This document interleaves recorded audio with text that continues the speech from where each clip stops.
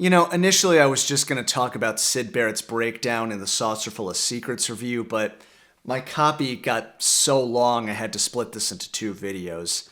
Honestly, this really is a tragedy, and the more you read about it, the worse it gets, so get comfortable, this is going to take a while to cover. By the way, if you want to see some extensive interviews with Pink Floyd discussing Syd Barrett, check out JOHN EDGINTON Documentaries, which were really helpful in researching for this video. It was sometime during the recording of Piper where Syd's behavior began to take a turn for the worse. It was really noticeable after the sessions, but according to David Gilmour, who visited the studio while they were cutting See Emily Play, he was already seeing the change in his friend. For me, having not seen him for a while, it was quite alarming. He didn't appear to recognize me at first, sort of stared right through me. It's well documented that Syd regularly dropped acid, and the story goes that Syd overdosed, which basically fried his brain. My memory is that we were recording a Radio 1 show, and Syd didn't turn up, and I think it was a Friday. And when they found Syd, which I think was a Sunday or Monday, they told us that, well, something's happened to Syd. There are lots of stories about people who slipped acid in his tea and stuff like that, but I don't really think you'd have needed to. This isn't a rare story. I mentioned a few of these in History of Rock the 1960s. Brian Wilson became very paranoid during the aborted Smile project. I mentioned Peter Green in the first video, who quit Fleetwood Mac. But whereas both Brian and Peter were still able to perform for years to come, Syd's days as a musician would soon become numbered. There's also allegations of schizophrenia and even just the pressures of becoming a reluctant rock star similar to Kurt Cobain. It would appear that he was distressed, really, by the way the music was treated in a commercial way. Honestly, I've poured through so much research, and there doesn't seem to be a consensus on exactly what happened to Syd. Even the band themselves don't agree on what happened. There is no doubt that Syd was schizophrenic and that he was taking those drugs at the same time. Roger has a theory he was schizophrenic. I don't think it's true. I don't think he was. But I'm still convinced that he took a huge overdose of acid. There isn't a definitive answer as to why it happened. Regardless of the reason, Syd started acting out in really bizarre ways. Like he would film a TV appearance for one of their songs and just stand there not playing or singing. And at their live shows, he'd detune his guitar until the strings fell off. In fact, their first US tour was canceled as a result, although the audiences thought it was far out, man. Of course, the rest of the band didn't feel that way. Even on Dick Clark's show, the rest of the band looks very uncomfortable. Syd, did you write this? Yeah. I noticed on the album you wrote most of the songs. Is that true? Yeah, that's right. Let me wish you gentlemen all very good luck. And that spark in Syd's eyes is just gone. And one of the most frustrating parts in hindsight is no one knew what to do. I mean, mental illness was not taken very seriously back then, especially in the music business. And nobody really knew that much about the adverse effects of LSD. Their advice was, well, just take more acid, that'll help.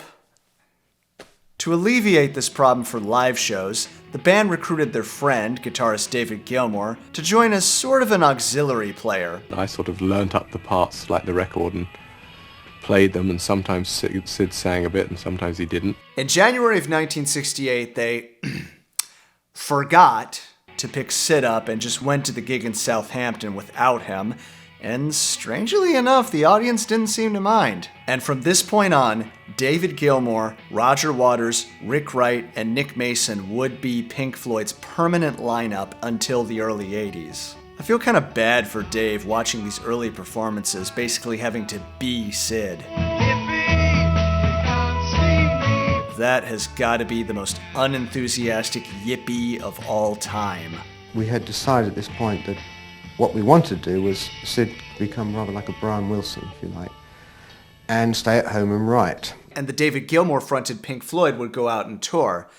But this presented some issues as well. Syd had already started working out some new tunes with the band and had released a single called Apples and Oranges in late '67. The single flopped, although Syd stated that he could really care less. They recorded a few other Syd songs, Vegetable Man, Scream Thy Last Scream, which would feature Nick Mason on vocals. And the only Syd song to appear on Saucerful of Secrets was Jugband Blues, which I'll talk about later. I will say, it is refreshing to hear Syd step away from all this whimsy and delve into darker, clearly more personal subjects. Vegetable Man almost sounds like Ziggy-era David Bowie, thanks in part to that driving beat. Though getting other material out of Syd was proving more and more difficult. Apparently in one of their last rehearsals together, Syd presented a song called Have You Got It Yet, in which he'd keep changing the arrangement so the band couldn't learn it. About the 6th time we'd done it, he was going on, I went, I've got it.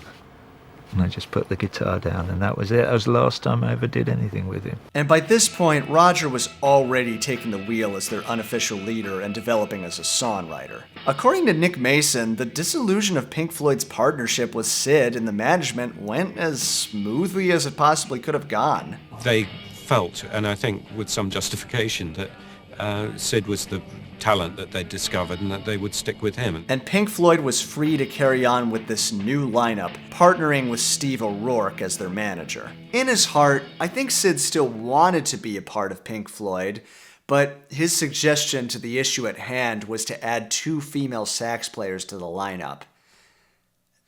Yeah, I don't know. It's very clear that all the members of Pink Floyd feel a tremendous amount of guilt over leaving Syd behind, and they would on many, many occasions pay tribute to him. It's my homage to Syd, but also my admiration for the talent and my sadness for the loss of the friend. It was really just a bad situation, and with their careers on the line, they had to make these difficult decisions. In the coming years, Syd would release his own studio albums, most notably Madcap Laughs, which were kind of a disaster to put together. Syd never playing a song the same way twice, among other things. At the end, they begged Dave and Roger, and later Rick, to come in and help guide these sessions. Syd's solo records are an acquired taste. I'll leave it at that. Syd had a couple of fleeting live performances, but by 1974, he would completely drop out of the music business. He'd leave a private life, and his family begged the members of Pink Floyd to stay away because he didn't like being reminded of his past. There was one notable exception to that, but we'll get to it when we get to it. Next time, we're going to see how they did with A Saucerful of Secrets, so I'll see you then.